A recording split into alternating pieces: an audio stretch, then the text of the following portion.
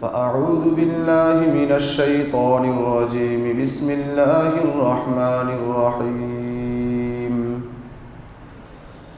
إن الذين آمنوا وعملوا الصالحات وأقاموا الصلاة وآتوا الزكاة لهم أجرهم عند ربهم ولا خوف عليهم ولا هم يحزنون وقال رسول الله صلى الله عليه وسلم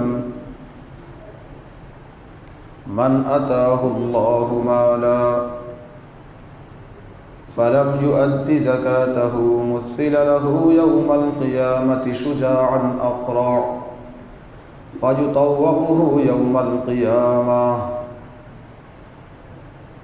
أو كما قال عليه الصلاة والسلام সবাই মহব্বতের সাথে দুরূদ শরীফ পড়ি আল্লাহুম্মা সাল্লি আলা মুহাম্মাদিন ওয়া আলা আলি মুহাম্মাদ কামা সাল্লাইতা আলা ইব্রাহিম ওয়া আলা আলি ইব্রাহিম ইন্নাকা হামিদুম মাজিদ আল্লাহুম্মা বারিক আলা মুহাম্মাদিন ওয়া আলা আলি মুহাম্মাদ كما باركت على إبراهيم وعلى آل إبراهيم إنك حميد مجيد الحمد لله আল্লাহ পাকের শুকর আল্লাহ পাক সুবহানাহু ওয়া তাআলা আমাকে আপনাকে জুমার নামাজ আদায়ের উদ্দেশ্যে মসজিদে আসার তৌফিক দান করেছেন এই জন্য আমরা সবাই শুকরিয়া আদায় করে বলি আলহামদুলিল্লাহ। আল্লাহ পাক আমাদেরকে সৃষ্টি করেছেন তার ইবাদতের উদ্দেশ্যে। যেমন আল্লাহ পাক সুবহানাহু ওয়া তাআলা কালামে পাকের মধ্যে সূরা জারিয়াতের 56 নম্বর আয়াত 27 পারার 2 নম্বর পৃষ্ঠায় ইরশাদ করেন ওয়ামা খলাকাতুল জিন্না ওয়াল ইনসা ইল্লা লিয়াবুদুন, মানুষ এবং জিন জাতিকে আমি সৃষ্টি করেছি তারা দুনিয়ার মধ্যে গিয়ে আমার ইবাদত করবে। এই ইবাদত 3 ধরনের। ইবাদত কয় ধরনের? একটা হচ্ছে ইবাদতে বাদানি, শারীরিক ইবাদত, যেখানে শারীরিক কিছু কাজ করতে হয়, অর্থের তেমন প্রয়োজন পড়ে না। যেমন নামাজ, অর্থের প্রয়োজন আছে আপনার স্বাস্থ্যের জন্য, শারীরিক সুস্থতার জন্য, সেটা ভিন্ন হিসাব। স্বাভাবিক ইবাদত করতে এখানে অর্থের প্রয়োজন পড়ে না, এটাকে বলা হয় শারীরিক ইবাদত। আরেকটা হচ্ছে ইবাদতে মালি, সম্পদ ভিত্তিক ইবাদত, আর্থিক ইবাদত, যেমন সদকাতুল ফিতির, যাকাত, দান সদকা ইত্যাদি ইত্যাদি, কিংবা কোরবানি। এখানে আপনার শারীরিক যতটুকু কাজ আছে সেটা হচ্ছে প্রাসঙ্গিক, মৌলিক কাজ হচ্ছে অর্থের। মৌলিক কাজ কিসের? এগুলোকে বলা হয় ইবাদতে মালি, আর্থিক ইবাদত। আরেক প্রকারের ইবাদত হচ্ছে অর্থ এবং শরীর উভয়ের সমন্বয়ে, যেমন হজ। যেমন কি? কারণ আপনার উপর যদি কাবা পর্যন্ত যাওয়ার মতো অর্থ না থাকে, হজ আপনার উপর ফরজ না। আবার কাবা, মক্কা, তাওয়াফ ওই পর্যন্ত যাওয়ার আপনার অর্থ আছে, কিন্তু আপনার শারীরিক সুস্থতা নাই, তাও আপনার উপর হজ ফরজ না। এখানে শরীরেরও কিছু ব্যাপার স্যাপার আছে, অর্থেরও কিছু ব্যাপার স্যাপার আছে। এটাকে বলা হয় আর্থিক এবং শারীরিক উভয়টার সমন্বয়ে ইবাদত। তাহলে ইবাদত কয় ধরনের হলো? 3 ধরনের। একটা হচ্ছে শুধু শারীরিক ইবাদত, নামাজ, রোজা। এই যে আমি যে রোজা রাখতেছি আমার শারীরিক কষ্ট, হ্যাঁ আমি ইফতার সেহরি খাচ্ছি, সেখানে আমার অর্থ খরচ হচ্ছে, সেটা প্রাসঙ্গিক। মৌলিক আমার কষ্ট কিসের? শারীরিক, শরীরের। আমি নামাজ পড়তেছি, এটা আমার শারীরিক কষ্ট। আরেকটা হচ্ছে ইবাদতে মালি, অর্থনৈতিক ভাবে যে ইবাদত করা হয়, যেমন যাকাত, সদকাতুল ফিতির, নফল দান সদকা, কোরবানি। এটার সম্পর্ক অর্থের সাথে। হ্যাঁ আপনি শরীর দিয়ে কাউকে যাকাত দিবেন, এটা প্রাসঙ্গিক। হাত দিয়ে কাউকে যাকাত দিলেন, এটা প্রাসঙ্গিক বিষয়। মৌলিক সম্পর্ক কিসের সাথে? অর্থের সাথে। তো আজকে এই ইবাদতে মালি, অর্থনৈতিক যে ইবাদত, আর্থিক যে ইবাদত আছে, তন্মধ্যে যে একটা আছে জাকাত। জাকাত সংক্রান্ত আল্লাহ চাহে তো কিছু কথা আপনাদের সামনে বলার চেষ্টা করবো। ওয়া মা তাওফীকি ইল্লা বিল্লাহ। জাকাত শব্দের আবিধানিক অর্থ হচ্ছে দুইটা। শব্দের অর্থের সাথে জাকাতের কিছু ব্যাপার স্যাপার জড়িত, এই জন্য শাব্দিক অর্থটা আমি বর্ণনা করতেছি। জাকাত শব্দের আবিধানিক অর্থ হচ্ছে আন্নামা, বৃদ্ধি পাওয়া এক।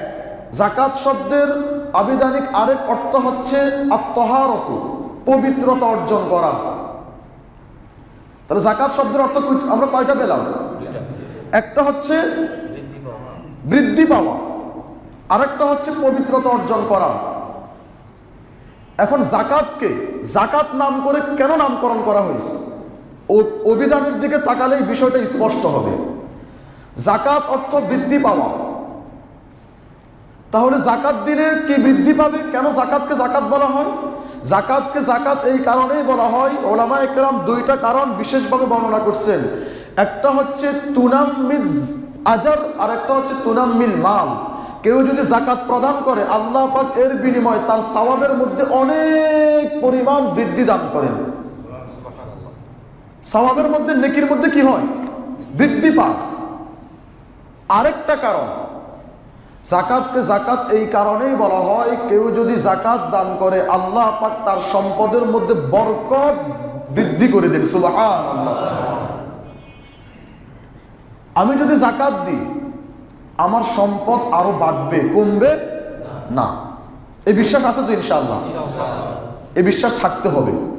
বাহ্যিকভাবে আমার সম্পদ কমে যাবে মনে হবে, কিন্তু না, আল্লাহ পাক এর মধ্যে এত পরিমাণ বরকত দান করবেন, 1 লক্ষ টাকায় আপনার যেই কাজ হবে না, আল্লাহ পাক আপনাকে 10,000 টাকা সেই কাজ করার তৌফিক দান করে দিবেন। এটাই তো সম্পদের বরকত। আল্লাহ পাক এই যাকাতের উসিলে আপনার অভাব, বালা মুসিবত দূর করে দিবেন, আপনাকে সুস্থ রাখবেন, আপনার কোনো প্রকার চিকিৎসা খরচ লাগবে না। এটাই তো সম্পদের বরকত। তাহলে জাকাতকে জাকাত কেন বলা হয়? যেহেতু জাকাত শব্দের আবিধানিক অর্থ হচ্ছে বৃদ্ধি পাওয়া, আর কেউ যখন জাকাত দান করবে তাহলে তার সওয়াবের মধ্যেও অনেক পরিমাণ নেকি আল্লাহ পাক দান করবেন, তার সওয়াব বৃদ্ধি পাবে। 2 নাম্বার, আল্লাহ পাক এর উসিলায় তার সম্পদের মধ্যে অনেক পরিমাণ বরকত দান করবেন। মুসলিম শরীফের হাদিস আসছে, রাসূল সাল্লাল্লাহু আলাইহি ওয়াসাল্লাম ইরশাদ করেন, মা নাকাসাত সাদকাতুম মিন মালিন, সদকাত দ্বারা কখনো সম্পদ কমে না। সুবহানাল্লাহ। সম্পদ দ্বারা কখনো, দান সদকা দ্বারা কখনো সম্পদ কমে না। আল্লাহ পাক কালামে পাকের মধ্যে ইরশাদ করে, সূরা বাকারার 276 নম্বর আয়াত, 3 পারার 6 নম্বর পৃষ্ঠায়, ইয়ামহাকুল্লাহুর রিবা ওয়া ইউরবিস সাদাকাত। আল্লাহ পাক সুদকে নিশ্চিহ্ন করে দিবেন, ওয়া ইউরবিস সাদাকাত। আর কেউ যখন দান সদকা করবে, আল্লাহ পাক দান সদকাকে আরো বাড়াই দিবেন। সুবহানাল্লাহ। দান সদকা করলে সম্পদের মধ্যে আরো আল্লাহ পাক বরকত দিয়ে হোক কিংবা সরাসরি সম্পদ দিয়ে হোক আরো অনেক পরিমাণে বৃদ্ধি করে দিবেন। আল্লাহ পাক সুবহানাহু ওয়া তাআলা কালামে পাকের মধ্যে সূরা রুমের 39 নম্বর আয়াতের মধ্যে 21 পারার 7 নম্বর পৃষ্ঠায় ইরশাদ করেন, ওয়ামা আতাইতুম মির রিবা লিয়ারবু ফি আমওয়ালিন নাস ফালা ইয়ারবু ইনদাল্লাহ। তোমরা যে সুদী লেনদেন করো, মনে করতেছো আমি 1000 টাকা দিলে আমার 10 টাকা সুদ আসবে, অনেক সম্পদ বৃদ্ধি পাবে। আল্লাহ পাক বলে, না না না, ফালা ইয়ারবু ইনদাল্লাহ, তোমাদের এই সম্পদ আল্লাহর কাছে বৃদ্ধি পাবে না। আর ওয়ামা আতাইতুম মিন যাকাতিন তুরিদুনা ওয়াজহাল্লাহ, তোমরা সন্তুষ্ট চিত্তে আল্লাহকে খুশি করার উদ্দেশ্যে যেই সম্পদ দান সদকা করবে, যাকাত দান করবে, উলাইকা হুমুল মুদঈফুন, আল্লাহ পাক উলাইকা হুমুল মুদঈফুন, তাদেরকে আল্লাহ পাক দ্বিগুণ প্রতিদান দান করবেন। তাহলে দান করলে দ্বিগুণ প্রতিদান, আর সুদ দিলে আরো কমে দিবে। এটা একজন মুমিনের বিশ্বাস থাকা দরকার। তাহলে এই জন্য যাকাতকে যাকাত বলা হয়, যেহেতু যাকাত দিলে সম্পদ বৃদ্ধি পায়। আরেকটা অর্থ হচ্ছে, যাকাত শব্দের আবিধানিক অর্থ হচ্ছে পবিত্র করা। কি করা? পবিত্র করা। যাকাত দিলে আপনার অবশিষ্ট সম্পদ পবিত্র হয়ে যাবে। সুবহানাল্লাহ। 1 2, যাকাত দিলে আপনার মনন, আপনার আত্মাও পবিত্র হয়ে যাবে। সুবহানাল্লাহ। এজন্য যাকাতকে যাকাত বলা হয়। আল্লাহ পাক সুবহানাহু ওয়া তাআলা কালামে পাকের মধ্যে সূরা তাওবার 103 নম্বর আয়াত 11 পারার 2 নম্বর পৃষ্ঠে ইরশাদ করেন, খুয মিন আমওয়ালিহিম সাদাকাতান তুতাহহিরুহুম ওয়া তুযাক্কিহিম বিহা। হে নবী, আপনি তাদের থেকে যাকাত উসুল করুন। কেন? তুতাহহিরুহুম, এই যাকাত উসুল করলে তাদের অবশিষ্ট সম্পদ এবং তারা এই যাকাতের উসিলায় পবিত্র হয়ে যাবে। ওয়া তুযাক্কিহিম, তারা পরিশুদ্ধ হয়ে যাবে এই যাকাতের মাধ্যমে। আবু দাউদ শরীফে হাদিস আসছে, রাসূল সাল্লাল্লাহু আলাইহি ওয়াসাল্লাম ইরশাদ করেন, ইন্নাল্লাহা লাম ইউফরিজিজ যাকাত, আল্লাহ পাক সুবহানাহু ওয়া তাআলা যাকাত ফরজ করেন নাই, তবে ইল্লা ইউতাহহিরুহুম মিন মালিকুম, তবে আল্লাহ পাক যাকাত এই জন্য ফরজ করেছেন, এই যাকাত আদায় করলে তোমাদের অবশিষ্ট সম্পদকে আল্লাহ পাক পবিত্র করে দিবেন। তাহলে জাকাতকে জাকাত কেন নামকরণ করা হয়েছে? জাকাত মানে পবিত্র করা। আর জাকাত আদায় করার দ্বারা আমার চিন্তা চেতনা পরিশুদ্ধ হবে, আমার মন, আমার আত্মা পবিত্র হবে এবং আমার অবশিষ্ট সম্পদ আল্লাহ পাক পবিত্র করে দিবেন। এই জাকাতের উসিলে অবশিষ্ট সম্পদকে আল্লাহ পাক সকল প্রকার বিপদ আপদ থেকে হেফাজত করবেন। মুসনাদে বাজ্জার এবং বাইহাক্কি শরীফে বর্ণনা আসছে, রাসূল সাল্লাল্লাহু আলাইহি ওয়াসাল্লাম ইরশাদ করেন, মা খালাতাতিস সাদাকা আও যাকাত, যখন কোন মালের সাথে কোন মালের সাথে যাকাত একত্রিত হয়ে যায়, মানে সে যাকাত আদায় না করে ওই যাকাতকেও মূল সম্পদের সাথে একাকার করে ফেলে, টাকা খরচ হয়ে যাবে, যাকাত দিব না, এরকম যখন একটা ভাব চলে আসে, তখন ইল্লা আফসাদাতহু, ওই যাকাতের কারণে তার অবশিষ্ট সম্পদ আল্লাহ পাক ধ্বংস করে দেন। কথাটা বুঝাতে পারছি? আল্লাহ পাক সুবহানাহু ওয়া তাআলা অপর এক বর্ণনায় আল মুজামুল আওসাত লিতাবরানির মধ্যে বর্ণনা আসছে, হাসান সনদে বর্ণিত, রাসূল সাল্লাল্লাহু আলাইহি ওয়াসাল্লাম ইরশাদ করেন, মা মানা কওমুন যাকাতান ইল্লা ইবতালাহুমুল্লাহু বিসসিনিন, যখন কোন সম্প্রদায় যাকাত আদায় করতে অস্বীকৃতি জ্ঞাপন করবে, যাকাত আদায় করার ব্যাপারে তারা অস্বীকার করে বসবে, যাকাত আদায় করবে না, ইল্লা ইবতালাহুমুল্লাহু বিসসিনিন, আল্লাহ পাক সুবহানাহু ওয়া তাআলা তাদেরকে দুর্ভিক্ষ দ্বারা গজবের মধ্যে নিপতিত করবেন। তাহলে যাকাত দিলে আমার সম্পদ পবিত্র হবে, যাকাত দিলে আমি পবিত্র হয়ে যাব, যাকাত দিলে আমার সম্পদগুলো বিভিন্ন বিপদ আপদ থেকেও পবিত্র থাকবে, এজন্য যাকাতকে যাকাত বলা হয়। যাকাতের আবিধানিক অর্থ কয়টা হলো? দুইটা, একটা বৃদ্ধি পাওয়া, একটা পবিত্র করা। যাকাত পরিভাষায় যাকাত কাকে বলা হয়? পরিভাষায় যাকাত বলা হয় তামলিকুল মাল লিল ফকির গায়রা হাশিমিয়্যিন। সংক্ষিপ্ত পরিসরে বলতে গেলে, পরিপূর্ণ ব্যাখ্যা দেওয়ার ওদিকে যাব না, কোন গরিবকে নির্দিষ্ট সম্পদ থেকে অর্জিত যেই হক আল্লাহ প্রদত্ত সাব্যস্ত হয়, ওই পরিমাণ হককে মালিক বানিয়ে দেওয়া। এখানে একটা গুরুত্বপূর্ণ পয়েন্ট, তামলিক, মালিক বানিয়ে দেওয়া কিন্তু যাকাতের মধ্যে শর্ত। কোন গরিবকে আপনি যাকাতের টাকার মালিক বানিয়ে দিতে হবে।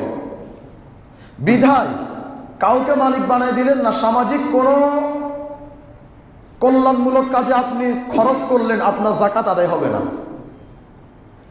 আপনি মসজিদে যাকাত দান করলেন, আপনার যাকাত, আপনি কাকে মালিক বানালেন? মসজিদের মালিক কে? মসজিদের মালিক কি ব্যক্তি বিশেষ কেউ আছে? হয়তোবা কর্তৃপক্ষ আছে, তারা মসজিদকে সুচারুরূপে চালাচ্ছে, মসজিদের কাজগুলোকে আঞ্জাম দিচ্ছে, নাকি ইমাম সাহেব মসজিদের মালিক? এমন তো না। যেহেতু মসজিদের নির্দিষ্ট কোনো মালিক নেই, এই জন্য মসজিদে যাকাত আদায়, আপনি যদি যাকাত দান করেন তাহলে আপনি নির্দিষ্ট কাউকে মালিক বানালেন না, এজন্য আপনার যাকাতই আদায় হবে না। সমাজের কল্যাণমূলক বিভিন্ন কাজ হচ্ছে, আপনি সেখানে যদি দান করেন যাকাতের টাকা, কাউকে মালিক বানান নাই, আপনার যাকাতের টাকা আদায় হবে না। তামলিক, কাউকে মালিক বানায় দিতে হবে। মাদ্রাসার নির্মাণাধীন কাজ চলতেছে, আপনি সেখানে যাকাতের টাকা দিলেন, আদায় হবে না যাকাত। হ্যাঁ, মাদ্রাসায় যদি গোরাবা ফান্ড থাকে সেখানে আপনি যাকাত দিতে পারেন। গোরাবা ফান্ডে গরিবদেরকে মালিক বানিয়ে দিলেন, আপনি মাদ্রাসার কোনো স্টাফকে, মাদ্রাসার বড় হুজুরকে যাকাত দিলেন, এটা আপনি মাদ্রাসার বড় হুজুর যাকাত গ্রহণ করে নাই, বরং ওই গরিবদের উকিল হিসাবে বড় হুজুর যাকাত গ্রহণ করতেছে, সে নিজের জন্য গ্রহণ করে নাই, সেখানে বৈধ হবে যদি গোরাবা ফান্ড থাকে। যে সমস্ত মাদ্রাসায় গোরাবা ফান্ড নাই সেখানে যাকাত দেওয়া বৈধ না। বুঝাতে পারছি মাসালা? কারণ সেখানে নির্দিষ্ট কাউকে মালিক বানানো হচ্ছে না। আর যদি গোরাবা ফান্ড থাকে তাহলে গরিবদের মালিক বানানো হচ্ছে, আর মুহতামিম গরিবদের উকিল হিসাবে আপনার থেকে যাকাতটা উসুল করতেছে, আদায় হবে যাকাত। এটা হচ্ছে যাকাতের পরিচয়, কোনো গরিবকে নির্দিষ্ট মালের মালিক বানিয়ে দেওয়া। যাকাত দিলে আমাদের কি ফজিলত, কিংবা যাকাত না দিলে আমাদের কি ক্ষতি, এই ব্যাপারে কিছু কোরআন এবং হাদিস আপনাদের সামনে পেশ করেই কিছু মাসালার দিকে চলে যাবে ইনশাআল্লাহ। যাকাত ইসলামের অন্যতম একটা রোকন, ইসলামের ভিত্তি, ইসলামের স্তম্ভ মোট কয়টি? কয়টি? আমরা অনেকে সেটাও জানি না। ইসলামের স্তম্ভ মোট কয়টি? 5টি। কয়টি? আল্লাহর হাবিব জনাবে মুহাম্মদুর রাসূলুল্লাহ সাল্লাল্লাহু আলাইহি ওয়াসাল্লাম ইরশাদ করেন, বুনিয়াল ইসলামু আলা খামসিন, ইসলামের স্তম্ভ টোটাল 5টা। শাহাদাতু আল্লাহ ইলাহা ইল্লাল্লাহ ওয়া আন্না মুহাম্মাদুর রাসূলুল্লাহ, সর্বপ্রথম এবং সবচাইতে মৌলিক ভিত্তি হচ্ছে এই কথার সাক্ষ্য দেওয়া আল্লাহ ছাড়া কোনো মাবুদ নেই এবং মুহাম্মাদুর রাসূলুল্লাহ সাল্লাল্লাহু আলাইহি ওয়াসাল্লাম আল্লাহ তাআলার বান্দা ও প্রেরিত বান্দা এবং রাসূল। 2 নম্বর হচ্ছে ও আন তুকিমাস সালাহ, নামাজ কায়েম করা বা ইকামাতুস সালাহ। 3 নম্বর হচ্ছে ইতাউজ যাকাত, যাকাত দান করা।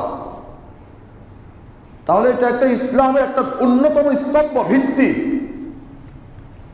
যাকাত আদায় করলেন না ফরজ হওয়া সত্ত্বেও, আপনি কেমন জানি ইসলামের ভিত্তিটাকেই দুর্বল করে ফেললেন।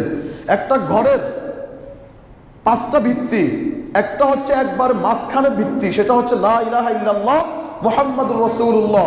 4 করোনার 4টা ভিত্তি, ইকামাতুস সালাহ, ইতাউজ যাকাত, সাওমু রমাজান, হজ্জুল বাইত। একটা হচ্ছে নামাজ কায়েম করা, একটা হচ্ছে যাকাত প্রদান করা, একটা হচ্ছে রমজানের রোজা রাখা, একটা হচ্ছে হজ করা। তো আপনি যাকাত আদায় করলেন না, আপনার ঘরের একটা ভিত্তি দুর্বল হয়ে গেল, যেই কোনো মুহূর্তে ঘরটা ভেঙে পড়ে নস্তনাবুদ হয়ে যেতে পারে। ইসলামের একটা ভিত্তি এত গুরুত্ব, আল্লাহ পাক যাকাতকে ইসলামের ভিত্তি হিসাবে আমাদের সামনে প্রকাশ করেছেন।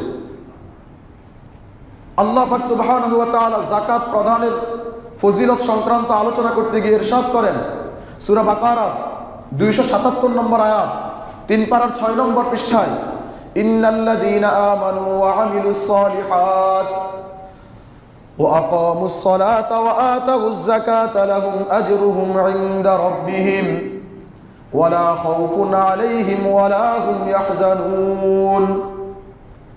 আল্লাহ পাক ইরশাদ করেন, নিশ্চয় যারা ঈমান আনলো। প্রথম কাজ কি? জোরে বলেন। সবারই রোজা ধরছে নাকি? কথা বলে না কেন? প্রথম কাজ কি? ঈমান আনলো। ওয়া আমিলুস সালিহাত, এবং নেক কাজ করলো। এটা তো ব্যাপক নেক কাজ। এরপরে আল্লাহ পাক আবার নির্দিষ্ট করে 2টা আমলের কথা বলতেছেন, ওয়া আকামুস সালাহ, নামাজ কায়েম করলো, ওয়া আতাউজ যাকাত, এবং যাকাত প্রদান করলো, লাহুম আজরুহুম ইনদা রাব্বিহিম, আল্লাহ পাক বলেন তাদের প্রতিদান তাদের প্রভুর নিকটে সংরক্ষিত থাকবে, ওয়ালা খাউফুন আলাইহিম ওয়ালা হুম ইয়াহজানুন, তাদের কোনো ভয় থাকবে না, তাদের চিন্তার কোনো কারণ থাকবে না। সুবহানাল্লাহ। কারা? যারা যাকাত আদায় করবে, নামাজ কায়েম করবে। লা খাউফুন আলাইহিম, তাদের কোনো ভয় নাই। ওয়ালা হুম ইয়াহজানুন, পরকালেও তাদের কোনো চিন্তা নাই।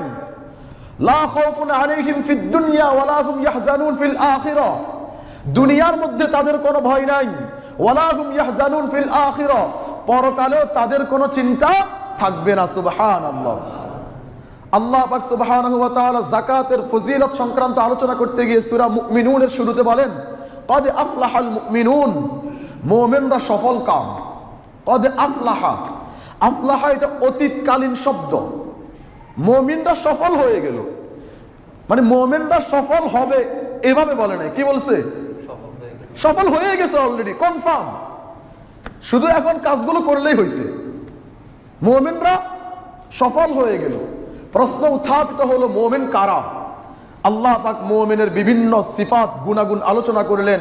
আল্লাযীনা হুম ফী সালাতিহিম খাশিউন ওয়াল্লাযীনা হুম আনিল লাগবি মুরিদুন ওয়াল্লাযীনা হুম লিয-যাকাতি ফাঈলুন ওয়াল্লাযীনা হুম লিফুরুজিহিম হাফিজুন ওয়াল্লাযীনা হুম লিআমানাতিহিম ওয়া আহদিহিম রাউন।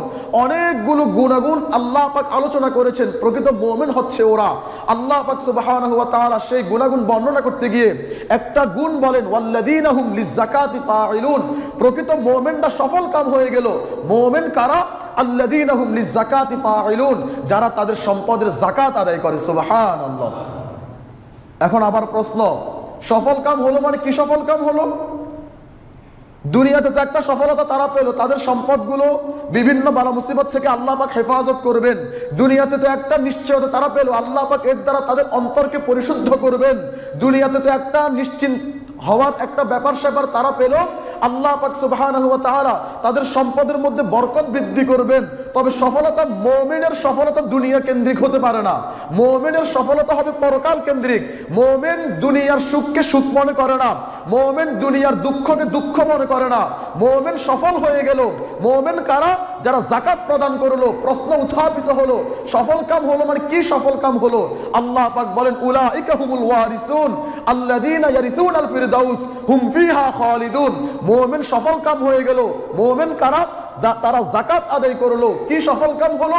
আল্লাহ পাক তাদের জন্য চিরস্থায়ীভাবে জান্নাতুল ফিরদাউসের ওয়াদা দিয়েছেন। সুবহানাল্লাহ। তাহলে যারা যাকাত আদায় করবে তাদের ঠিকানা কি হবে? জান্নাতুল ফিরদাউস। সুবহানাল্লাহ। রাসূল সাল্লাল্লাহু আলাইহি ওয়াসাল্লাম এক হাদিসের মধ্যে জান্নাতে যাওয়ার একটা আমল যাকাতকে উনি জাতির সামনে স্পষ্টভাবে বর্ণনা করেছেন। বুখারী শরীফে হাদিস আসছে, আন আবু আইয়ুব আল আনসারী রাদিয়াল্লাহু তাআলা আনহু قال جاء رجل الى النبي صلى الله عليه وسلم। আবু আইয়ুব আনসারী রাদিয়াল্লাহু তাআলা আনহু বলেন, এক ব্যক্তি জনাবে মুহাম্মদুর রাসূলুল্লাহ সাল্লাল্লাহু আলাইহি ওয়াসাল্লামের নিকটে উপস্থিত হলো। ফাকাল ইয়া রাসূলুল্লাহ, এসে বলল, ইয়া রাসূলুল্লাহ, ইয়া হাবিবাল্লাহ, আখবিরনি বিআমালিন, আপনি আমাকে এমন আমল বলে দিন, ইউদখিলুনি আল জান্নাহ, যেই আমল আমাকে জান্নাতে নিয়ে যাবে। সুবহানাল্লাহ। সাধারণ কোনো আমল বলিয়েন না, কি এমন একটা আমল বলে দেন যে আমল আমাকে কোথায় নিয়ে যাবে? সরাসরি জান্নাতে নিয়ে যাবে। রাসূল সাল্লাল্লাহু আলাইহি ওয়াসাল্লাম তখন বললেন, তা'বুদুল্লাহ ওয়া লা তুশরিকু বিহি শাইআ ওয়া তুকিমুস সালাহ ওয়া তু'তিজ যাকাহ ওয়া তাসিলুর রাহিম। রাসূল সাল্লাল্লাহু আলাইহি ওয়াসাল্লাম তাকে চারটা আমলের কথা বললেন। কয়টা আমল? চারটা, কিংবা অন্যভাবে বলা যায় পাঁচটা, দুইটা মিলে একটাই, চারটা ধরেন। এক নম্বর আমল, তুমি আল্লাহরই ইবাদত করবা, তার সাথে কাউকে শরীক করতে পারবা না। ইবাদত হবে কার জন্য? তার সাথে কাউকে শরীক করা। দুই নম্বর, ওয়া তুকিমুস সালাহ, তুমি নামাজ কায়েম করবে। তিন নম্বর, তুমি যাকাত আদায় করবে, ওয়া তুতিজ যাকাত, তুমি যাকাত আদায় করবে। চার নম্বর, ওয়া তাসিলুর রহিম, তুমি আত্মীয়তার সম্পর্ককে সুদৃঢ় করবে, আত্মীয়তার সম্পর্ক ছিন্ন করবে না, আত্মীয়দের সাথে ভালো একটা সম্পর্ক বজায় রাখবে। এই চারটা কাজ তুমি যদি করতে পারো, এক নম্বর, শুধুমাত্র আল্লাহ পাকেরই ইবাদত করবে, তার সাথে কারো শরীক করতে পারবে না। দুই নম্বর, তুমি নামাজ কায়েম করবে। তিন নম্বর, তুমি যাকাত প্রদান করবে। চার নম্বর, তুমি আত্মীয়দের সাথে ভালো সদাচরণ করবে। তাহলে ইউদখিলুকাল জান্নাহ, এই চারটা আমল তোমাকে বিনা হিসাবে জান্নাতে নিয়ে যাবে। সুবহানাল্লাহ। তাহলে একটা আমল হচ্ছে কি করা? যাকাত আদায় করা। একটা আমল কি? যাকাত। তাহলে যাকাত আমি যদি আদায় করি, আমার ঠিকানা হবে জান্নাত। যাকাত আমি যদি আদায় করি, আমার ঠিকানা হবে জান্নাতুল ফিরদাউস। যাকাত আমি যদি আদায় করি, আমার লা খাউফুন আলাইহিম ওয়া লা হুম ইয়াহজানুন, দুনিয়াতে কোনো চিন্তা নাই, পরকালেও কোনো চিন্তা নাই। সুবহানাল্লাহ। প্রকারান্তরে, পক্ষান্তরে আমি যদি যাকাত আদায় না করি, তাহলে আমার শাস্তি কি হবে? যাকাত আদায় না করার ভয়াবহতা সম্পর্কেও আল্লাহ পাক কোরআনের বিভিন্ন জায়গায়, বিভিন্ন আয়াতে, বিভিন্ন আঙ্গিকে মানুষকে বোঝানোর জন্য বর্ণনা করেছেন। আল্লাহ পাক সুবহানাহু ওয়া তাআলা কালামে পাকের মধ্যে সূরা তাওবার 34 এবং 35 নম্বর আয়াতের মধ্যে 10 পারার 11 নম্বর পৃষ্ঠায় ইরশাদ করেন, ইয়াউমা ইউহমা আলাইহা ইন্নাল্লাযীনা ইয়াকনিজুনা আয-যাহাব ওয়াল্লাযীনা ইয়াকনিজুনা আয-যাহাবা ওয়াল ফিদ্দা ওয়ালা ইউনফিকুনাহা ফি সাবিলিল্লাহ ফাবাশশিরহুম বিআযাবিন আলীম ইয়াউমা ইউহমা আলাইহা ফি নারি জাহান্নাম ফাতুকওয়া বিহা জিবাহুহুম ওয়া জুনুবুহুম ওয়া যুহুরুহুম হাযা মা কানাসতুম লিআনফুসিকুম ফাযুকু মা কুনতুম তাকনিজুন।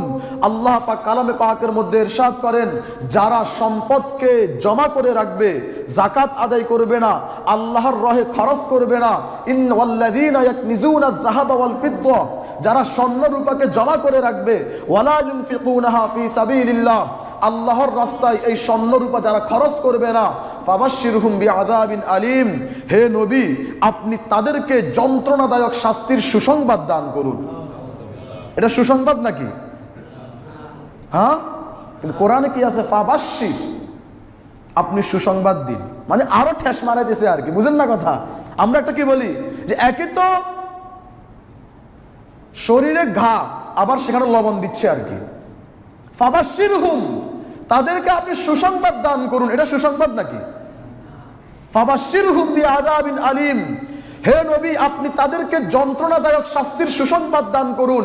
কি সুসংবাদ, কেমন আযাব হবে তার কিঞ্চিত পরিমাণ আল্লাহ পাক উল্লেখ করেছেন, একটু ধারণা দিয়েছেন। ইয়াউমা ইউহমা আলাইহা ফি নারি জাহান্নাম ফাতুকওয়া বিহা জিবাহুহুম ওয়া জুনুবুহুম ওয়া যুহুরুহুম, এই সম্পদ, যেই স্বর্ণ রূপা, যেই অলংকার, যেই গলার হার, যেই চেন, যে হাতের আংটি, যেই সব কিছু অলংকার কিংবা স্বর্ণের কোনো পাত্রকে তারা নিজেদের মধ্যে পুঞ্জীভূত করে রাখছিল, জমা করে রাখছিল, আল্লাহর রাহে যাকাত ফরজ হওয়া সত্ত্বেও খরচ করে নাই, এই সব স্বর্ণ এবং রূপাকে কিয়ামতের ময়দানে জাহান্নামের আগুন দ্বারা উত্তপ্ত করা হবে।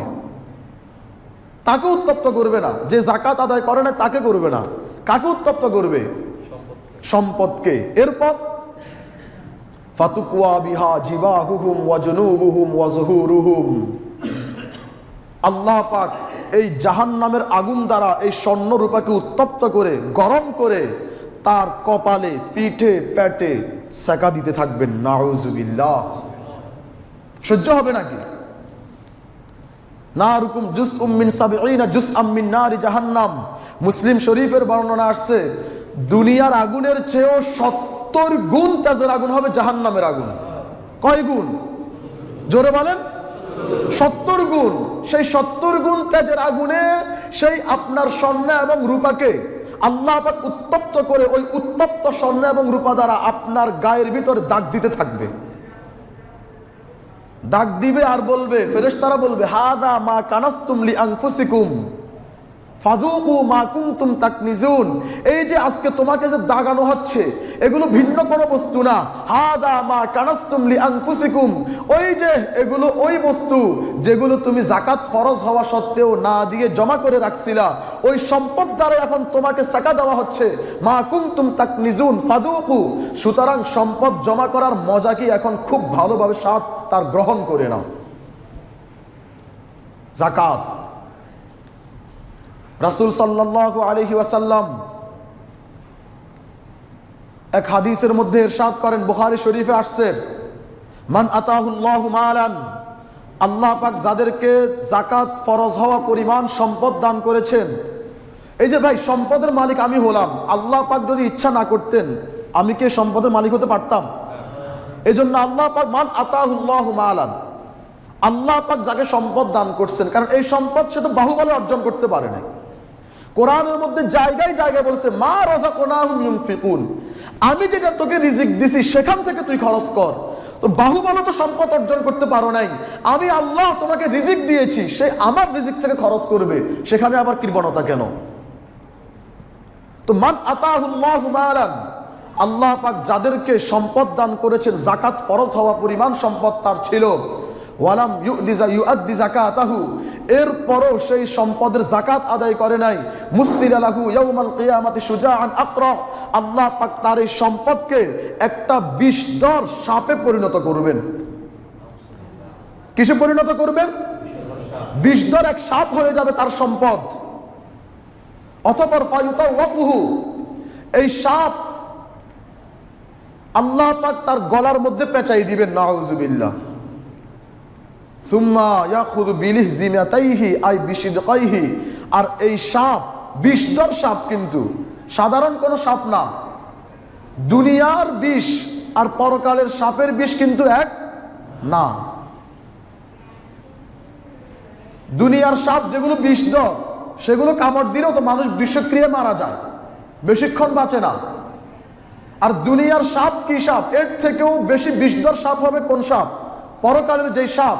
আল্লাহ পাক বলেন এই সম্পদকে পরকালে একটা সাপের আকৃতি দান করবেন, এবং এই সাপকে যে যাকাত ফরজ হওয়া সত্ত্বেও যাকাত আদায় করে নাই, আল্লাহ পাক সুবহানাহু ওয়া তাআলা তার গলার মধ্যে সেই সাপকে শিকলের মতো পড়াই দিবেন, আর ওই সাপ তাকে দংশন করতে থাকবে, তাকে ছোবল মারতে থাকবে, আর সাপের জবান আল্লাহ পাক খুলে দিবেন। আল্লাহ পাক বলবেন আমাকে দেখতে যদিও তোমার, আল্লাহ পাক বলবে না, ওই সাপ বলবে আমাকে দেখতেও যদিও তোমার কাছে সাপ মনে হচ্ছে, মূলত আমি কিন্তু সাপ না, আনা মালুক আনা কানজুক, আমি তোমার সেই ধন সম্পদ, আনা কানজুক, আমি তোমার সেই জমানো সম্পদ, যেই সম্পদের মধ্যে যাকাত ফরজ হওয়া সত্ত্বেও তুমি যাকাত আদায় করো নাই। আজকে তার শাস্তি হিসাবে আল্লাহ পাক আমাকে সাপের আকৃতি দান করছে, আর আবাদুল আবাদ সারাক্ষণ আমি তোমাকে এভাবে ধ্বংসন করতেই থাকবো, নাউযুবিল্লাহ। তাহলে আমরা যেই সম্পদ পাইছি, এই সম্পদের যদি যাকাত ফরজ হওয়া সত্ত্বেও যাকাত আদায় না করি, আমাকে কিন্তু কঠিন শাস্তির সম্মুখীন হতে হবে, কঠিন থেকে কঠিন শাস্তির সম্মুখীন হতে হবে। স্বর্ণরূপা ধন সম্পদ যে আঙ্গিকে আমার যাকাত আসুক, আমাকে যাকাত দিতে হবে। যাদের উপর যাকাত ফরজ, অবশ্যই সবাই যাকাত আদায় করার চেষ্টা করবেন ইনশাআল্লাহ। কি বলেন ইনশাআল্লাহ? এখন প্রশ্ন, যাকাত কাদের উপর ফরজ? যাকাত আমরা যেহেতু শহর কেন্দ্রিক, ওট গরু ছাগলের হিসাব আপাতত আমাদের জন্য লাগবে না, ওইটার একটা নেশাব আছে। আমাদের কাছে এখন 4 ধরনের সম্পদে যাকাত আসবে। কয় ধরনের? জোরে বলেন। 4 ধরনের। নাম্বার 1 স্বর্ণ, 1 নাম্বার কি? নাম্বার 2 রূপা, নাম্বার 3 ব্যবসায়িক পণ্য, নাম্বার 4 টাকা, নগদ টাকা, কারেন্সি। তাহলে কয় ধরনের সম্পদের উপর যাকাত আসবে এখন? 4 ধরনের। নাম্বার 1 স্বর্ণ, নাম্বার 2 রূপা সিলভার, নাম্বার 3 ব্যবসায়িক পণ্য, নাম্বার 4 নগদ টাকা। এই 4 ধরনের সম্পদের উপর যাকাত আসবে। আর একটা সম্পদ আছে যেগুলো চরাঞ্চলে যে সমস্ত প্রাণী চলাচল করে, ওদের ক্ষেত্রে যাকাত আছে। গরু, ওট, ছাগল, মহিষ, ভেড়া, ওইগুলো যাকাত আছে, যেহেতু আমাদের ওইগুলো দরকার নেই আপাতত। স্বর্ণ, রূপা, নগদ টাকা, ব্যবসায়িক পণ্য কি পরিমাণ থাকলে যাকাত ফরজ হবে? আধুনিক হিসাব মতে স্বর্ণের ক্ষেত্রে 7.5 ভরি স্বর্ণ থাকলে যাকাত ফরজ। কয় ভরি? 7.5 ভরি।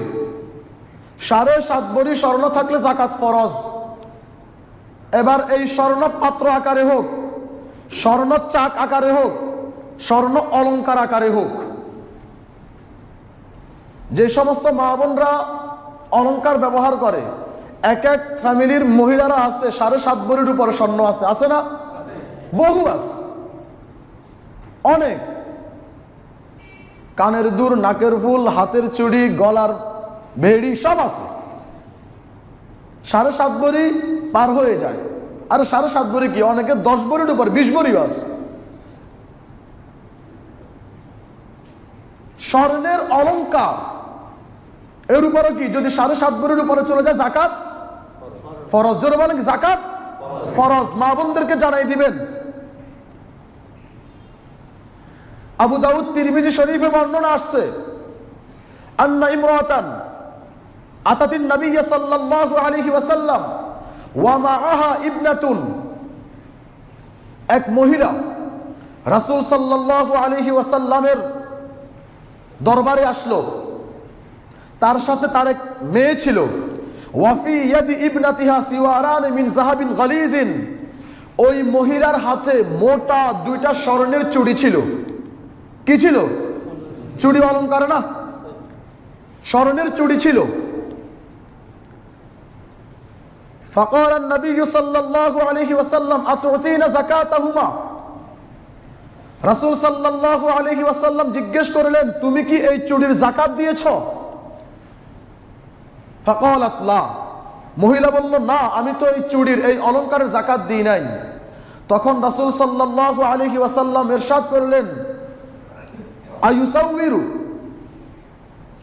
আতাসিররু, তুমি কি এতে খুশি হও?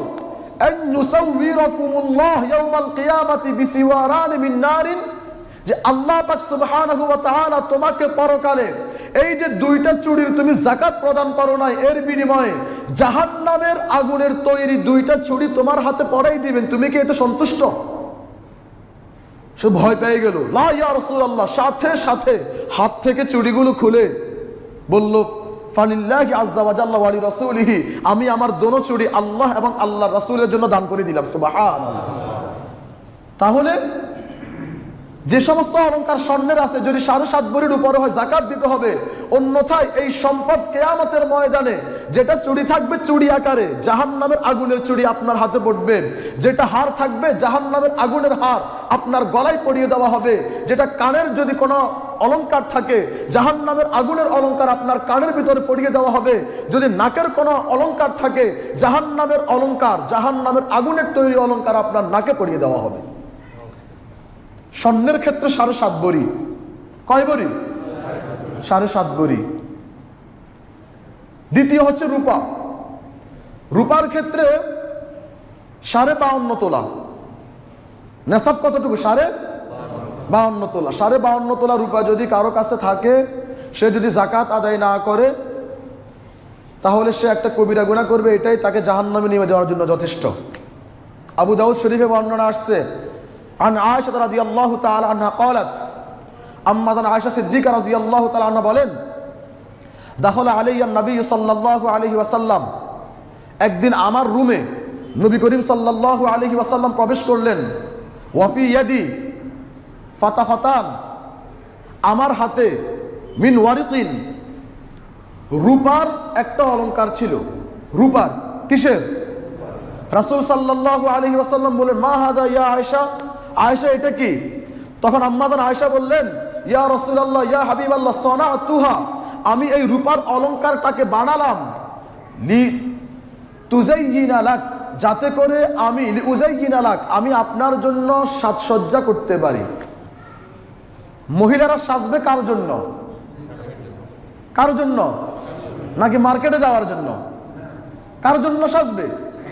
আম্মা জান আয়েশা কি বলেন সানাতুহা, এই অলংকার আমি তৈরি করেছি যাতে করে আতুজাইয়িনু লাক ইয়া রাসূলুল্লাহ, যাতে করে আমি আপনার জন্য সাজতে পারি। এখন তো আমাদের মা বোনরা স্বামীর জন্য সাজে না, যেদিন বাহিরে যাবে সেদিন তাদের সাজগোজ আধা ঘন্টা নিম্নে। কয় ঘন্টা? আধা ঘন্টাও শেষ হয় না সাজগোজ। সিএনজি আসি দাঁড়িয়ে রয়েছে, সিএনজিওয়ালা বলতেছে কোনো খবর নাই, সাজতে আছে সাজতে আছে। কার জন্য সাজে? বাহিরে প্রদর্শন করার জন্য। আর স্বামীর জন্য কোন দিন যে সাজছে, ওই হয়তো বা ম্যারেজ ডেতে একদিন একটু সাজে, শেষ, আর কোনো খবর নাই। তাহলে বলতেছে ইয়া রাসূলুল্লাহ ইয়া হাবিবাল্লাহ, আমি তো এটা আপনার জন্য, আপনি আমার রুমে যখন আসবেন আমি সাজসজ্জা করবো এই জন্য বানাইছি। আল্লাহর হাবিব বলেন আতুআদ্দি যাকাত, তুমি কি এটা যাকাত দিছো? ক্বালাত লা, আম্মা জান আয়েশা বলেন না ইয়া রাসূলুল্লাহ। তখন রাসূল সাল্লাল্লাহু আলাইহি ওয়াসাল্লাম বলেছেন, কি বলেছেন? মা বোনদের ভালো করে শুনে রাখা দরকার ছিল, যারা এখানে আসছেন ফালইউবাল্লিগু শাহিদুল গায়বা, উপস্থিত লোকরা উপস্থিতদের মাঝে তাবলীগ করে দিবেন, পুরুষরা নারীদেরকে পৌঁছায় দিবেন ইনশাআল্লাহ। কি বলেন ইনশাআল্লাহ?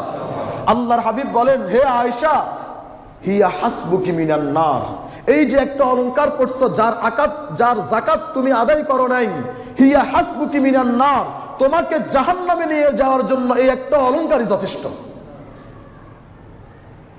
এজন্য স্বর্ণ হোক রূপা হোক, যদি নেশাব পরিমাণ হয়, রূপা তো এখন আমরা ব্যবহার করি না বললেই চলে। স্বর্ণ যাদের 7.5 ভরি স্বর্ণ আছে তাদের জাকাত দিতে হবে। কি পরিমাণ দিতে হবে পরবর্তীতে আসতেছে।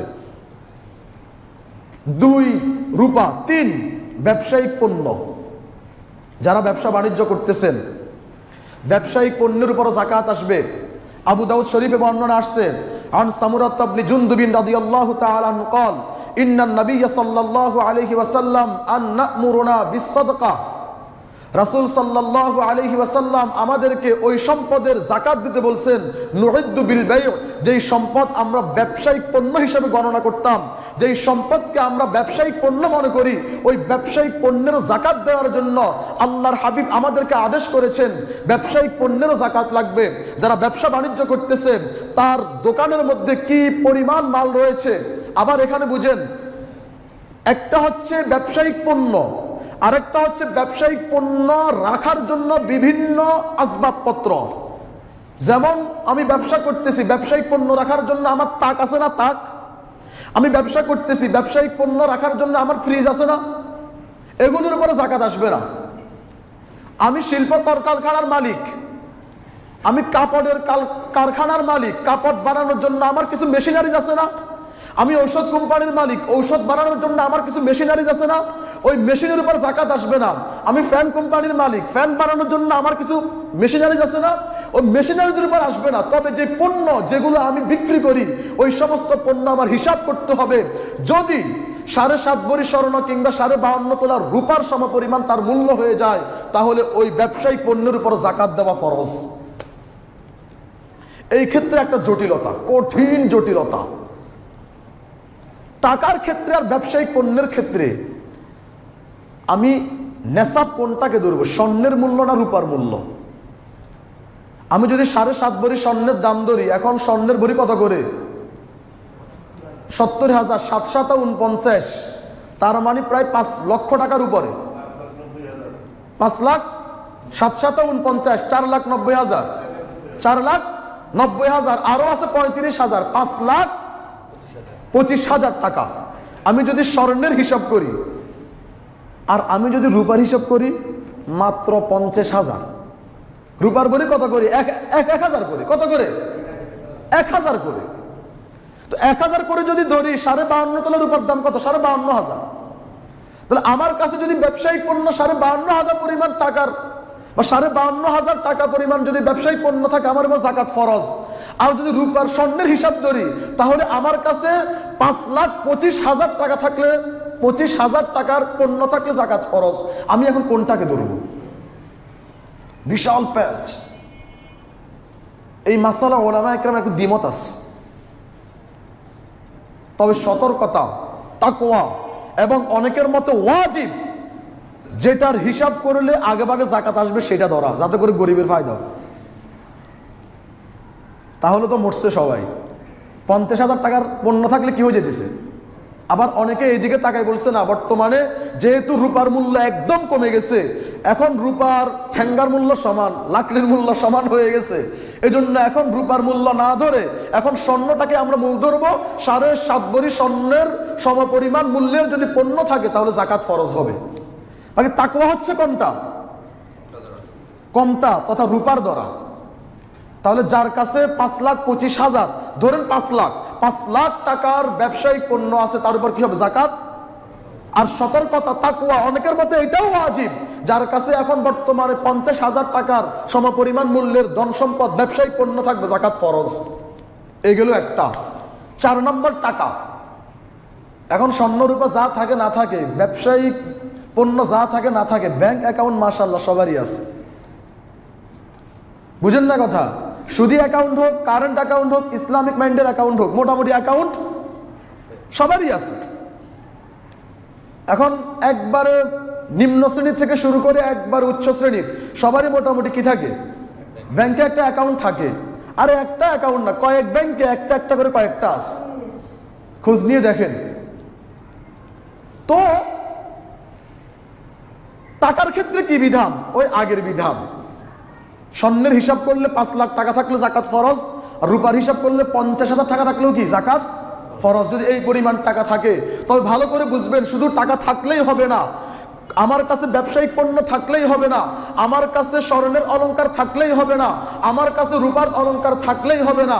ওই স্বর্ণের উপরে, ওই রূপার উপরে, ওই ব্যবসায়িক পণ্যের উপরে, ওই টাকার উপরে 1 বৎসর অতিবাহিত হওয়া শর্ত। কয় বছর? 1 বৎসর। তিরমিজি শরীফে সহিহ সনদে বর্ণিত, রাসূলুল্লাহ সাল্লাল্লাহু আলাইহি ওয়াসাল্লাম ইরশাদ করেন, মান আতাহুল্লাহু মালান, আল্লাহ পাক যাকে ধন সম্পদ দান করছেন, ফালাম ইউআদ্দি যাকাতাহু, ততক্ষণ পর্যন্ত তার উপর যাকাত আসবে না, হাত্তা ইয়াহুলা আলাইহিল হাউল, যতক্ষণ পর্যন্ত 1 বৎসর তার অতিবাহিত না হবে। 1 বৎসর অতিবাহিত হওয়া পর্যন্ত যাকাত ফরজ হবে না, 1 বৎসর অতিবাহিত হতে হবে। এই 1 বৎসর আবার চন্দ্রের হিসাবে, সূর্যের হিসাবে না, সৌর হিসাব না। কিসের হিসাব? চন্দ্রের হিসাবে 1 বৎসর যদি আপনার উপর অতিবাহিত হয়ে যায়, আপনার উপর যাকাত ফরজ হয়ে যাবে। আবার সব সম্পদে কিন্তু যাকাত আসবে না, যেই সম্পদ আপনার প্রয়োজন অতিরিক্ত। এখন 1 বছর পরে আছে, তার মানে তো প্রয়োজন অতিরিক্ত। যদি প্রয়োজন থাকতো 1 বছর কেমনে আপনার ব্যাংকে পড়ে আছে? নিশ্চয় প্রয়োজন অতিরিক্ত। স্বর্ণ রূপা এগুলো আপনি সাজবেন, এটা তো প্রয়োজন না, না সাজলে কি আপনার জীবন যাবে না?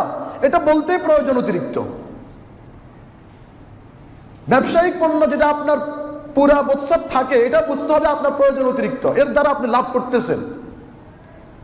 আপনার এখন অনেকে বলতে পারেন, হুজুর 5 লক্ষ টাকা আমি রাখছি, সামনে আমি বাড়ি করুম, সামনে আমি গাড়ি কিনুম, সামনে আমার মেয়ের বিবাহতে আমি খরচ করুম, এটা আমার প্রয়োজন। কিন্তু যদিও সামাজিকভাবে এটা প্রয়োজন, শরীয়ত এটাকে প্রয়োজন সাব্যস্ত করবে না। কথাটা বুঝাতে পারছি? আপনি মেয়ের বিবাহ দেওয়ার জন্য 10 লক্ষ টাকা জমা রাখছেন, ধুমধাড়াক্কা করে বিয়ে দিবেন, এজন্য আপনি 10 লক্ষ টাকা আপনার অ্যাকাউন্টে জমা রাখছেন। কিসের জন্য? মেয়ের বিবাহের জন্য। এটা আপনার প্রয়োজন, অবশ্যই লাগবে, এটা সামাজিক প্রয়োজন, শরীয়ত এটাকে প্রয়োজন বলবে না, এটার উপরও যাকাত ফরজ। আপনি সামনে বাড়ি করবেন, সামনে আপনি গাড়ি কিনবেন, আপনার এটা অবশ্যই আপনার প্রয়োজন, সামাজিক প্রয়োজন, শরীয়ত এটাকে প্রয়োজন সাব্যস্ত করবে না, ওই টাকার উপরও যাকাত ফরজ। বুঝাতে পারছি কথা? এখন যাকাত কি পরিমাণ দিব? এই ক্ষেত্রে কথা হচ্ছে শতকরা 2.5 টাকা। কত টাকা? 40 ভাগের 1 ভাগ। 40 ভাগের 1 ভাগ যাকাত আমরা আদায় করব, শতকরা 2.5 টাকা। শতে কত? 2.5 টাকা, একবারে কম, 40 ভাগের 1 ভাগ। যে আল্লাহ আপনাকে এত পরিমাণ ধন সম্পদ দান করছেন, সে আল্লাহর সন্তুষ্টির জন্য, সে আল্লাহর জান্নাত কামাই করার জন্য, সে আল্লাহর আযাব থেকে বাঁচার জন্য আমরা কি শতকরা 2.5 টাকা খরচ করতে পারবো না? আল্লাহ পাক সবাইকে তৌফিক দান করুন। আরো অনেক মাসালা আছে যাকাত সংক্রান্ত, কাদেরকে দিব, কোন খাতে ব্যয় করব, কিভাবে দিব, অনেক মাসালা আছে, কিন্তু সময় নেই। যেহেতু সময় শেষ হয়ে গেছে, যাকাত আমরা কাদেরকে দিব? স্বাভাবিক আমরা বুঝি যাকাত আমরা গরিবদেরকে দিব। কাদেরকে দিব? গরিবদেরকে দিব। তবে এক্ষেত্রে একটা কথা বলি, যাকাত দেওয়ার ক্ষেত্রে আমরা 2টা দিক লক্ষ্য রাখবো। কয়টা দিক? একটা হচ্ছে আত্মীয়তা, একটা হচ্ছে দিনদারি। কয়টা দিক লক্ষ্য রাখবো? একটা হচ্ছে আত্মীয়তা, একটা কি? আত্মীয়তা, আর একটা হচ্ছে দিনদারি। রাসূল সাল্লাল্লাহু আলাইহি ওয়াসাল্লাম ইরশাদ করে, আস-সাদকাতু আলাল মিসকিনি সাদকা ওয়াস-সাদকাতু আলা জি রাহমিন সিনতান সাদকাতুন ওয়াসিলাতুন। তিরমিজি শরীফে রাসূল সাল্লাল্লাহু আলাইহি ওয়াসাল্লাম ইরশাদ করেন, কোন গরিবকে সদকা দিলে শুধু সদকার সওয়াব হবে, আর যদি কোন গরিব আত্মীয়কে কেউ সদকা করে, দান করে, যাকাত দেয়, আল্লাহ পাক তাকে 2টা সওয়াব দান করবেন। একটা তো সদকার সওয়াব, আরেকটা হচ্ছে আত্মীয়তার বন্ধনকে সুদৃঢ় করার সওয়াব। সুবহানাল্লাহ। আমি কিন্তু একটু আগে বলছি 4টা কাজ করলে জান্নাতে যাবে। আল্লাহর সাথে কোনো শরীক না করে একমাত্র তার ইবাদত করবে, নামাজ কায়েম করবে, যাকাত আদায় করবে এবং আত্মীয়তার সম্পর্ক সুদৃঢ় করবে। এজন্য বেশি চিন্তা করব আমার কোনো আত্মীয় গরিব আছে কিনা। আত্মীয় বলতে কোন আত্মীয়? তাই বলে কি বাপ ছেলেরে দিবে নাকি? ছেলে বাপকে দিবে নাকি? আত্মীয়তার ক্ষেত্রে 2 আত্মীয়কে দেওয়া জায়েজ নাই। 2 শ্রেণীর আত্মীয়। একটা হচ্ছে ঊর্ধ্বতন, আমার যেই মুরব্বীরা আছে, আমার আব্বাকে আমি যাকাত দিতে পারবো না, আমার দাদাকে আমি যাকাত দিতে পারবো না, আবার আব্বু তার ছেলেকে, দাদা তার নাতিকে যাকাত দিতে পারবে না। আরেকটা হচ্ছে বৈবাহিক সম্পর্ক, স্বামী তার স্ত্রীকে যাকাত দিতে পারবে না, স্ত্রী তার স্বামীকে যাকাত দিতে পারবে না। এছাড়া অন্য সকল আত্মীয়কে যাকাত দেওয়া যাবে। ভাই ভাইকে যাকাত দিতে পারবে, ভাই বোনকে যাকাত দিতে পারবে, স্বামী স্ত্রীকে দিতে পারবে না, কিন্তু স্বামী স্ত্রীর মাকে, শাশুড়িকে যাকাত দিতে পারবে। স্বামী কারো দিতে পারবে, শাশুড়িকেও, জামাই শাশুড়ি কি করতে পারে জাকাত, কারণ বৈবাহিক সম্পর্ক তার মেয়ের সাথে, তার সাথে সম্পর্ক নেই। চাচাতো ভাই, খালাতো ভাই, মামাতো ভাই, চাচাতো ভাই, খালাতো ভাই, মামাতো ভাই বা বোন, খালাতো বোন, মামাতো বোন, ফুফাতো বোন, এদেরকে দিতে পারবেন। ভাতিজা ভাতিজি জাকাত দিতে পারবেন। ভাগিনা ভাগ্নি জাকাত দিতে, যেখানে ভাই বোনকে দেওয়া যেত ভাই বোনের ছেলেদেরকেও দিতে পারবেন, শুধু নিজের ছেলেকে দিতে পারবেন না। কথাটা বুঝাতে পারছি? তাহলে একটা জিনিস আমরা খেয়াল করব, আত্মীয়তা। যেন আমার কোনো ছেলে বাপকে, বাপ ছেলেকে, দাদা নাতিকে, নাতি দাদাকে, এবং স্বামী স্ত্রীকে, স্ত্রী স্বামীকে দিতে পারবে না। এছাড়া অন্য আত্মীয়দেরকে দিতে তো পারবেই, বরং দেওয়াই উত্তম। দুইটা স্বভাব হবে। কয়টা স্বভাব? দুইটা স্বভাব। একটা হচ্ছে সৎকার স্বভাব, একটা হচ্ছে আত্মীয়তার সম্পর্কে সুদৃঢ় করার স্বভাব। 2 নাম্বার, আমি দিনদারি খেয়াল করব। যেহেতু রাসূল সাল্লাল্লাহু আলাইহি ওয়াসাল্লাম ইরশাদ করেন, লা ইয়াকুল তুআমাকা ইল্লা তাকিয়্যুন, তোমরা খেয়াল করবা তোমার সম্পদ, তোমার টাকা যেন তকি, মুত্তাকিরা খায়, যেন কোনো ফাসিক না খায়। আপনি যদি কোনো ফাসিককে যাকাত দান করেন, মুসলমান, এখানে মনে রাখবেন যাকাত আদায় করার জন্য মুসলিমকে মালিক বানানো শর্ত। কোনো অমুসলিমকে যাকাত দিলে যাকাত আদায় হবে না। তবে মুসলিম যদি ফাসিক হয়, বেনামাজি হয়, সুদখোর হয়, বিড়িখোর হয়, গামজাখোর হয়, তারপরও যাকাত দিবেন, যাকাত আদায় হয়ে যাবে। তবে উত্তম হবে না। উত্তম হচ্ছে লা ইয়াকুল তুআমাকা ইল্লা তাকিয়্যুন, তোমার খাবার যেন মুত্তাকিরা খায়। এজন্য দিনদারির দিকে লক্ষ্য করে যাকাত দিবেন। এজন্য ব্যবসায়িক যারা আছেন, ব্যবসায়িক পণ্যের স্বর্ণর উপর মা বোনরা আছে, বা আপনারা যারা ব্যাংকে টাকা রাখছেন, যাকাত তো দিবেন। এই ক্ষেত্রে একটা আবদার থাকবে, যেই মাদ্রাসাগুলোতে গোরাবা ফান্ড আছে সেখানে একটা অংশ দিবেন। তাহলে কি হবে? আপনার খাবার তুলনামূলক দিনদার খাবে। মাদ্রাসার ছাত্ররা যা করুক না করুক, আমাদের থেকে দিনদার আছে। আমরা তো গভীর রাতে ঘুমাই, তারা গভীর রাতে কোরআন শরীফ পড়ে, তাহাজ্জুদ পড়ে। তো চিন্তা করবেন বা নিয়ত করবেন একটা অংশ যে কোনো মাদ্রাসা গোরাবা ফান্ডে দিতে, এটা একটা নিয়ত রাখবেন। বাকি আপনি অন্য খাতে দিলেও দিতে পারবেন। সেই হিসাবে আবার আমার আরেকটা আবদার, আমার যে প্রতিষ্ঠান আছে সেখানেও গোরাবা ফান্ড আছে, যারা ইচ্ছুক সেখানেও দিতে পারবেন। কথাটা বুঝাতে পারছি? যেহেতু আমার মাদ্রাসা গোরাবা ফান্ড আছে, যাদের ইচ্ছা হয় আমার মাদ্রাসার জন্য একটা অংশ যাকাতের রাখলে রাখতে পারেন। বাকি অন্য যে কোনো দিনদার তাদেরকে অগ্রাধিকার দিবেন। আর যদি দিনদারও আবার আপনার আত্মীয়, তাহলে তো আলহামদুলিল্লাহ। এটা আমরা খেয়াল রাখবো ইনশাআল্লাহ। এখন কোন পণ্যের ভিতরে যাকাত আসবে না আসবে, অনেক খুঁটিনাটি অনেক মাসালা আছে। ব্যবসায়িক লোন আছে, আমার ঋণ আছে, যাকাতটা কিভাবে আমি হিসাব করব। এক কথা হচ্ছে, আপনি মানুষ থেকে যে টাকা পাবেন সেই টাকা যাকাত দিতে আপনি হিসাব করে যাকাত দিয়ে দিবেন। আবার আপনার থেকে মানুষ যে টাকা পাবে সেটাকে মাইনাস করে দিবেন। আপনার যেটা আপনি পাবেন ঋণ, সেটা হিসাব করে দিয়েন, আর যেটা মানুষ পাবে সেটা বাদ দিয়ে হিসাব করবেন।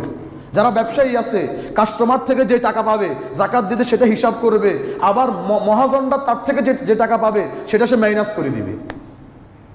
এরপর সিকিউরিটি মানি, অ্যাডভান্স, এগুলোর কি বিধান, সময় হতো নাই, এগুলো কিছু কথা দরকার ছিল। সিকিউরিটি মানি যেটা আমরা স্বাভাবিক কোনো দোকানপাট ভাড়া নিতে আমরা যে টাকাগুলো দিয়ে থাকি, সিকিউরিটি মানি আবার 2 ধরনের হয়ে থাকে। অ্যাডভান্স আর কি, অ্যাডভান্স 2 ধরনের হয়ে থাকে। একটা হচ্ছে প্রতি মাসের ভাড়া থেকে কর্তন হচ্ছে, আরেকটা হচ্ছে না, ভাড়া থেকে কর্তন হয় না, যখন ভাড়াটিয়া ভাড়া ছেড়ে দিবে তাকে দিয়ে দিতে হবে। যেটা ভাড়া থেকে কর্তন হয়, এই ক্ষেত্রে যেই মালিক, মানে যে দোকানের মালিক, সেই এই টাকাগুলোর মালিক হয়ে যায়, তাকে এটা যাকাত দিতে হবে। আর যে অ্যাডভান্স, তার ভাড়া থেকে কর্তন হয় না, বরং যখন ভাড়াটিয়া ভাড়া ছেড়ে দিবে তাকে ফিরেই দিতে হয়। এই ক্ষেত্রে যেহেতু সেই প্রকৃত মালিক না, তার কাছে এখন মর্গেজ, বন্ধক আছে, এজন্য তার দেওয়া লাগবে না। যখন ভাড়াটিয়া টাকাগুলো নিবে, সে নেশাব পরিমাণ মালিক হলে সে দিবে। এরপরে যে সমস্ত বাড়িওয়ালারা আছে, তাদের বাড়ির উপর যাকাত আসবে না, তো বাড়ির যে ভাড়া আসে সেটা যদি নেশাব পরিমাণ হয় সেটার উপর আসবে। এমনি স্বাভাবিক বাড়ির উপরে যাকাত আসবে না। হ্যাঁ, যারা বাড়ি ক্রয় বিক্রয়, জমিন ক্রয় বিক্রয়